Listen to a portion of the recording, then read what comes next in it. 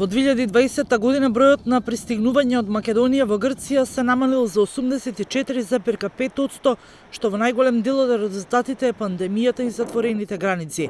Од над 3 милиони пристигнувања во 2019 по копнен пат од Македонија во Грција, лани, поради пандемијата и затворените граници, бројот се намалил за 500.000, односно регистриран е пат од 84,5%, согласно податоците од Институтот за здружување на грчки туристички бизниси. Секако, најголем број на влегувањата преку нашите гранични премини во соседна држава се остварувани во текот на туристичките сезони, нешто што изостанува во 2020 година, особено за земјите кои не се членки во Европската Унија.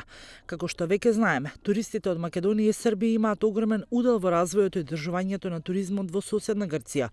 Во јануари регистрирани биле 149,20 пристигнувања, за 90% повеќе од истиот месец во 2019 година. Во февруари 162.000, речиси на исто ниво како и една година претходно, а падот започнува од месец март. Во воведените први рестрикции, пошто следуваат 2 месеци кога границите целосно беа затворени.